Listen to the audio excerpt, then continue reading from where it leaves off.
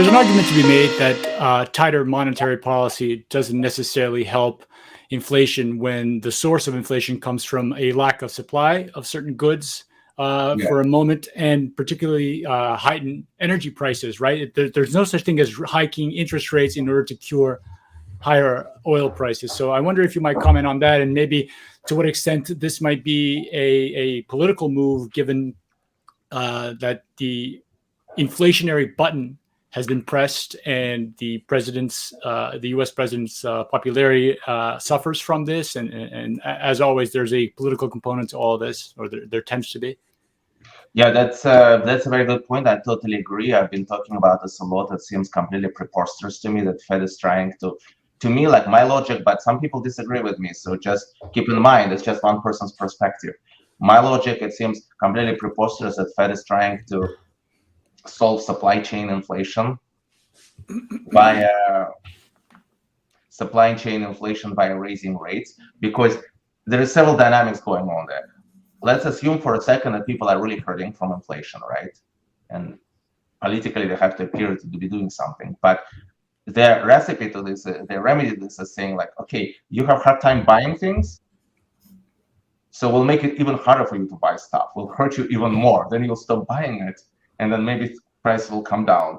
This logic seems to be very perverse to me. It doesn't make any sense. And as for spiraling inflation argument, I just don't know. I don't think we have enough evidence if this inflation is spiraling or not. And however, even when people hurting from inflation, people don't like when prices go up. That's painful. But what is interesting, what was pointed out to me, that real wages on the bottom percentage of population is actually quite positive growth of real wages.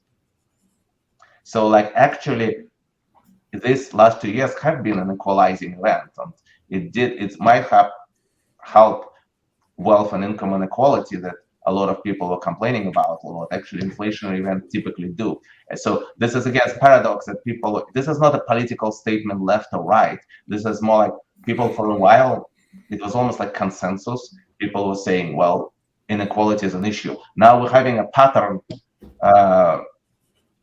that was diminishing this inequality, and now people are saying, let's raise rates and crush this pattern. Just nothing really makes. And well, I'm not sure that the pattern is addressing inequality. Allowing incomes in the bottom decile to rise by 15 or 20%, while the S&P rises by 50 to 100%, and housing prices also rise by 50%.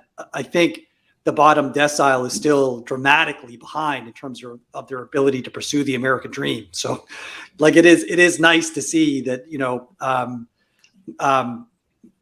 the lowest wage earners are catching up a little bit after 2 or 3 decades of falling further and further behind. But I think we have a long way to go. And one thing that at the very least you can say about a more hawkish Fed is that it will deflate current global asset bubbles, and therefore potentially put assets within reach, productive assets with attractive yields in reach of millennials and Gen Zs, and allow for household formation for millennials and Gen Zs who currently are completely priced out of any options for shelter in most US, Canadian, and many European cities. So I actually, just to turn that into a bit of a question, I'm just wondering whether maybe the Fed decides that they're a little bit more dovish on rates, and instead they may move to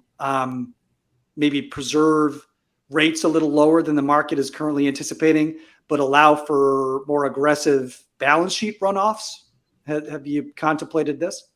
Yes, I've been thinking a lot about this. So on your question, yes, your argument first of all, the first part of the argument, yes, it makes sense.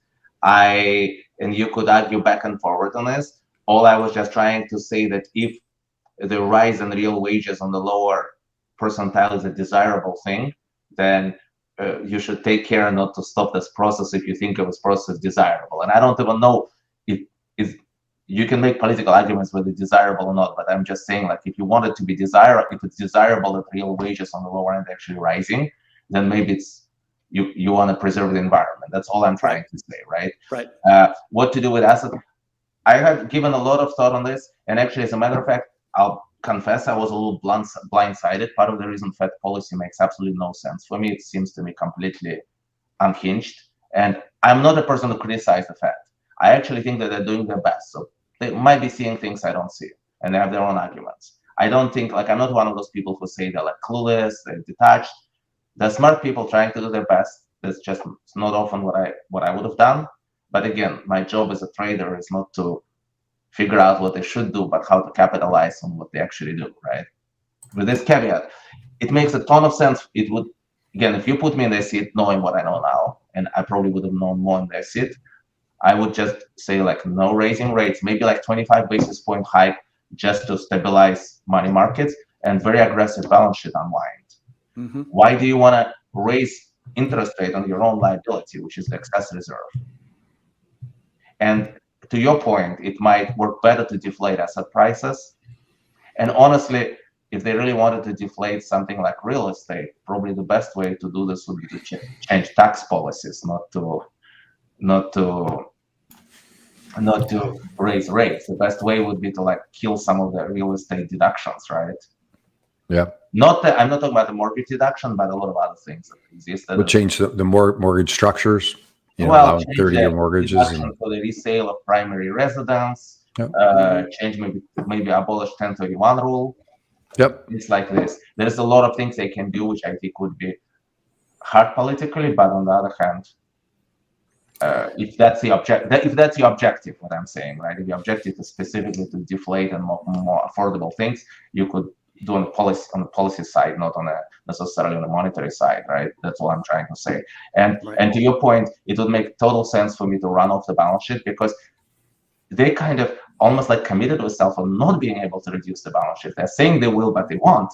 Because if you hike rates and then you have a recession, you cannot start reducing. How much balance sheet reduction are they going to do? Reduce it by like $100 billion, and then they have to go the other way again. That's like ever-ending trap. And also, what happened to good old LIFO, last in, first out? We started by cutting rates and building balance sheet. So let's unwind balance sheet and then raise rates. Exactly. Yes. And I don't know why the thinking is, and I honestly anticipated the thinking to be more that way. And I was blindsided by the fact that not blindsided, but I was surprised by the fact that they chose to be very aggressive in terms of projecting hiking without being aggressive at all about.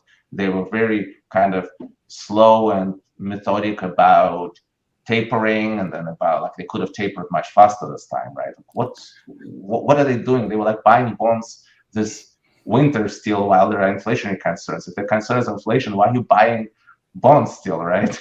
Mm-hmm. Just think it's just, it really kind of seems a little weird to me. Like, why can't they just start running off the balance sheet aggressively now, right? Exactly.